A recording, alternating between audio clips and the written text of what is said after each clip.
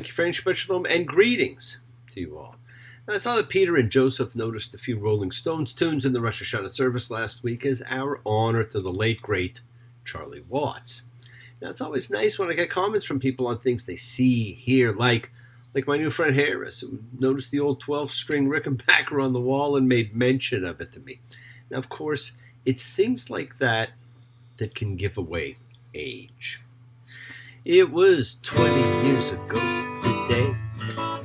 Sergeant Pepper taught the band to play. They've been going in and out of style, but they're guaranteed to raise a smile. So may I introduce to you the act you've known for all these years, Sergeant Pepper's Lonely Hearts Club Band. Now, Sergeant Pepper, that was the Summer of Love. And look how quickly it faded. Something else having another 20-year anniversary. Not as some people doing something, but an all-out assault on a lifestyle dedicated to freedom and equality. Not perfect, but then what is? But with an ability to experiment and change and grow and improve. And even that seems to have hit a bit of a bump these days. I know it was only 19 people, but it was more than that. Now, why are there people who love, and why are there people who generationally hate and fear and destroy? We are all one. We are the same. We always have been. Remove the dogma and return to calm and spirit. Remove ego, which took spirit and polluted it by different religions. They're all the same. They're all alike. It is 9/11. And here we are 20 years later, and the memory is real for so many. And 9/11 is a time to come together, to say goodbye and goodnight to the souls of the over 3,000 who were taken needlessly in a horrible act of war and cowardly terror that targeted only civilians. And that's not the way we are. We're only a few weeks away from the original and once only Yizkor of the time. The public memorial service, in fact, it's next week, held at Yom Kippur. And then again a couple of weeks later. It became part of all the gathering times. So take the time now to light a candle for the souls of those who are gone. You don't have to know any of them to honor them and say goodbye and good night. You've got them all in your own family. Now, it's time to say good night.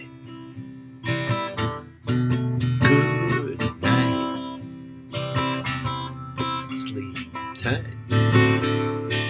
Now the sun turns out his light. Good night. Sleep tight. Dream sweet dreams for me. Dream sweet dreams for you. We will be lighting candles for any and all who want us to on Yom Kippur. So keep sending in the names of those you want candles lit for. Now, we're in between the beginning and end of the days of awe. And I hope you're still enjoying your apples and honey and bringing in that sweet year for yourself. You want to usher in a sweet and plentiful year. And I know you all will. There's still time to ensure you're entered in the book of life and to make whatever improvements in yourself that you think are not necessary, not what other people think are necessary. You got to make your own mind up. There's always time. If you miss the 10 days, you don't have to wait another year for it to come around again. You do not know when you will be moved to examine, to change, to improve. But you will be moved at some time, so just go with the flow. Now, as we progress through the 10 days of awe, the Yamim Noraim, which ends with Yom Kippur, the biblically proclaimed Day of Atonement, or in English, at one-ment, because we are all at one with the universe and therefore with each other. Any hurt we have caused, physical or emotional, has simply hurt ourselves. So this is the time to come together. He bagged production. He got Walrus Gum. He got Oh No Sideboard. He won Spiral Crack. He got feet down below his knee. Hold you in his armchair, you can feel his disease. Come together, right now, over me. Now that was written, of course, for Timothy Leary. So let's come together. I welcome everybody we know as a family, as a community, a collective consciousness of seekers showing faith, any and all faith, love, and any and all love.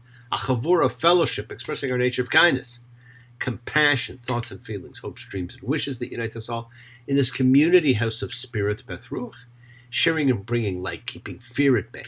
And even though together we are individual in our approach, each connecting in his or her own way, once again, please do go ahead and invite everybody you know, some physically, the rest digitally, psychically, emotionally, or spiritually, to gather and share from Psalm 133, the Hine Matov. Come together, because we all have to come together, my friends. There's times and there's places, and this is one of those times. Hine Matov. Shevet Achim, Hine Matov.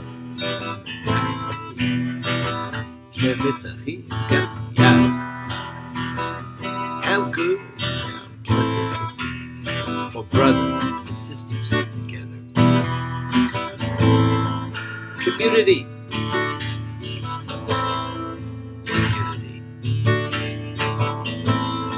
Community. Together. Let's all spread love, goodwill, and fellowship to the world. We have to come together. Remember, friends, this is you setting aside a little bit of sacred time in your sacred space to honor and converse with whoever, whatever you happen to believe in, and everybody believes in something.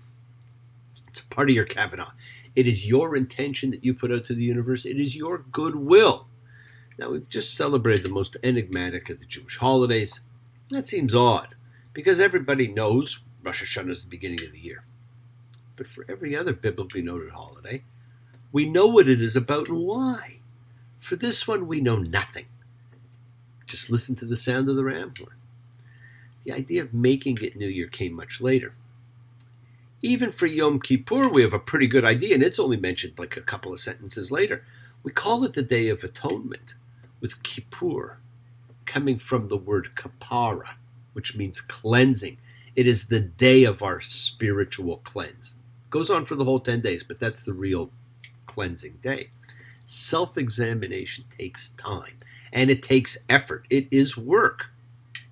If we were not doing it before, and probably most of us were not, Rosh Hashanah served as the kickstart to seek and to grant forgiveness. Yom Kippur is the seal on what has been accomplished. Continue using these days to fix yourself, to make amends, to be the bigger person, and to tell the people who have meaning in your life that they do have meaning. It is the only way they will ever know. Now, I know you're sitting there saying they know. Well, they may not. Do not guess. So make sure they know. And I want you to know you all have meaning to me, and I want you to know that. I also know you've all been working on your forgiveness mechanism. Forgiveness is a part of love. It's a very big part. And you still have time to think about it. Who do you need to forgive? Who do you need to seek forgiveness of? Sometimes, friends, we let ourselves be too judgmental, and being judgmental can stand in the way of forgiveness. And sometimes it is our fear, particularly our fear of vulnerability. Today, allow that magical presence to bestow forgiveness in your heart. It is truly one of the greatest, least used gifts of God. So busy with the need to find peace in a troubled world. And in so doing, it's important to cultivate compassion for ourselves before we can extend it to others. When we're willing to surrender to our utter helplessness and smallness, real strength, the capacity to transform an unjust situation can emerge. Let yourself feel these feelings course through your veins. You're more powerful than you realize. Each of you is a generator and transformer of energy. Decide what you want to share. Let's all spread love, goodwill, and fellowship to the world. Make that decision. Remember, friends, this is you setting aside just a little bit of sacred time in your sacred space. It's what we all do. It is you putting out your intention. It doesn't take much to see. We may not always be aware of what's happening, but God's aware. Try and listen. And this is the week to listen and to feel. And as you feel the power of forgiveness, you'll find this is a perfect time to invoke blessings and healing and renewal for everyone, everywhere. For everybody you know, for the souls and spirits of everybody you know. Think of whoever that you need to. Focus on them, call their names, not just for people, it's for our pets. Never forget your pets. It's for the earth. It is the healing of the world, the tikkun olam. It's part of our spiritual genetic makeup. The world is a work in progress, my friends, which is why we are obligated to fix it by fixing ourselves. That's the real meaning of tikkun olam. So let's end renewal. Some healing, some goodwill for Betty, for Brian, for Elmo, for Polly, for Dave and for Barry, for Joseph and Rilia, for poor Wendy and Ann, for Terry and Luke, for Ryan, for Rosemary, for everyone the world over. Friends, it is the kindness, the healing wishes, the goodwill and love we all send out. It just circles the world finding those in need. So thank you, each of you, for all you do, for all you care, because the world is a world of spirit, and spirit, my friends, never dies.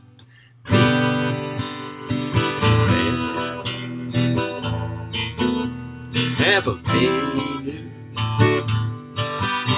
a core high, limo tenu. May the souls of strength bless the ones before us. Help us find the courage. Make our lives a blessing. The renewal of body. The renewal of spirit. Let us sing. Misha Baruch, let us all have our spirits renewed. This is the great prayer for healing, in which we call upon God to heal as He's healed before. Misha Baruch, may He who blessed, because all healing is a blessing. Let's all send and receive healing and renewal energy in our efforts to love, to share, to care, to grow. Well, here we are, the 52nd reading, a year of weeks worth, as we read Vayalech, and he went. And as the Torah comes to an end, we're about to close it on an error. Now, I've always pointed out to you possible errors in either translations or transposition errors, and we have another one this week. This parsha is called Vayalech, and he went. It's a simple three-letter word. Think of it as YLC. Because don't forget there were no vowels in biblical Hebrew. But it probably was Vayachel, YCL. And we had the simple transposition error of two letters, and it made a big difference in what the word means, because that word now means, and he finished. And you know what? That seems to work better. And Moses went. Went where? He's just told us he's 120 years old and he doesn't move around so well. I'm not quite that old, and I sure don't move around like I used to.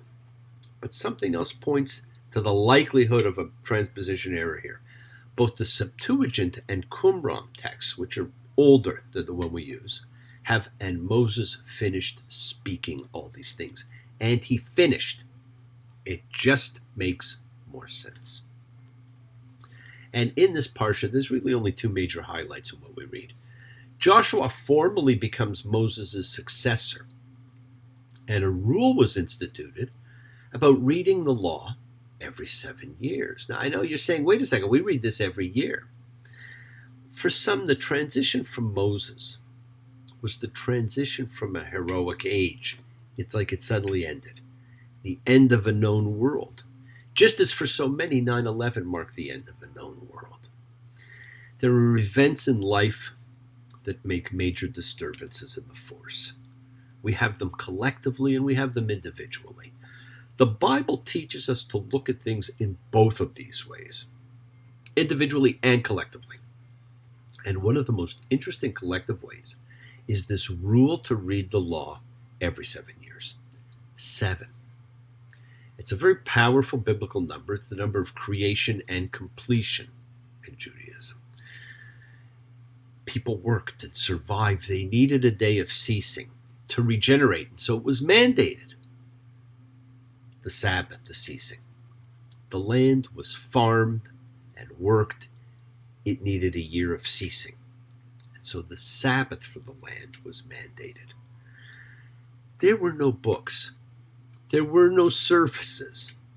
There were 3 gathering festivals and a few other holidays like Passover, which is a family event. So it makes perfect sense that the law needed to be read every so often. And every 7 years made perfect sense because it's a period of completion.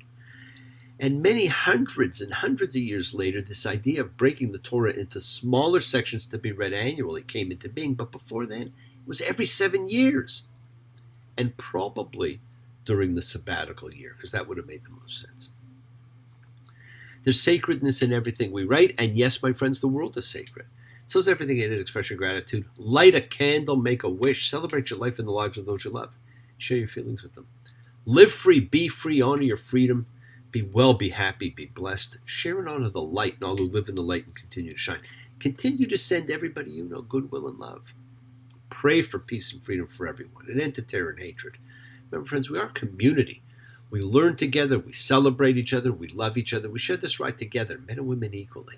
So let's send out love, not fear. Send out peace, harmony, goodwill, and healing to all who need it. And please do learn to forgive and learn to love, including yourself. We spend more time this week focused on that, but do it all year long. Open your hearts. Honor the relationships in your life. Tell those you love that you love them. Take advantage of the time you have and enjoy the journey, because we take the twists and turns and the patterns that weave through the fabric of our lives in our efforts to grow, to learn, to be, to love. So please do love. Now, bless you all. Have a fantastic week. A week of love and light, a week of peace, a week of miracles. Examine your intentions. Use them to imprint your will on the universe. And remember, we set in motion everything that happens. It's our intention, our kavana, our cause, our effect. Everything is linked. As I've said before, you always have time to forgive and to be forgiven because you have the knowledge of what's good and bad. So acknowledge what you've done wrong to yourself, to God, and to any person you've wronged. Ask forgiveness, but do so with sincerity, accountability, and vulnerability, or it just doesn't count. Forgive those who've hurt you. You learn to be forgiving and compassionate, because the secret of forgiveness, compassion, and peace is in acceptance. Can you accept yourself, other people in the world just as they are? Can you accept life just as it is without trying to control it? If you do, you can experience the peace that acceptance brings. So do not stop your journey. Don't stop moving towards your own individual promised land. Keep on dreaming, keep on being, keep sharing, keep shining, keep teaching, keep spreading joy and goodwill. Do not follow fear. Follow love. It's always in front of you. And remember to have faith and unwavering adherence to principle. Just as I have faith in the principle of love, and of all of you. Act with purity of heart and mind. Despise none, defraud none, hate none. Cherish all. Honor every child of God, every creature of the earth. May all people know peace in this year, and may you nurture kindness and love everywhere you go. And work to be present in the body. It is work. Expand your heart, quiet your mind, because the deepest source of real power lies in your consciousness, in your ability to be mindful, to be aware, to be present in all of life's circumstances. So make the most of your time in this life. Continue to touch and transform the lives around you. Embrace love, not fear. Forgiveness, not anger. We're all part of a greater whole. Be there for someone, because someone will always be there for you, whether you know it or not. And continue to explore faith and belief and what they mean to you and you alone, and never accept shame as a natural state. Whatever you feel, others have felt. Whatever you've experienced, others have too. We share together. We learn together and we help each other. We are each of us trying to find love and acceptance and support. We all have or could have that special someone in our life, so find them. Tell them what they mean, and remember, you're never alone on your journey to your promised land. Keep forgiving those you need to forgive. Keep asking forgiveness from those you need to ask forgiveness of. Continue to ask why. Continue to honor and elevate the souls and spirits of those who came before. And prepare to be sealed in the book of life. Remember, you are loved, and even if He's not looking and you do not see Him, God is there. You're never alone. And if you were gone, you would be missed. Situations ended sad. Relationships have all been bad. Might have been like Verlaines and Rambo, but there's no way I can compare All them scenes to this affair.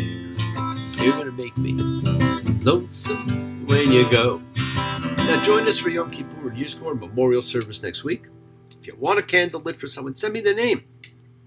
Remember to greet your friends for the rest of this week, even all year. Ketiva v'chatima tova, may you be inscribed and sealed for a good year. And I know you are. So send along your name, be inscribed. Thank you for joining me, my friends. Keep sharing the light. Practice forgiveness. Be thankful, be gracious, be kind, be loving, and believe in yourself, and continue to spread a little goodwill to the world, and continue to be the miracle in someone's life. Shabbat Shalom. Blessings to you all. And we will be back for our Yom Kippur presentation. Take care. Bye. Thanks.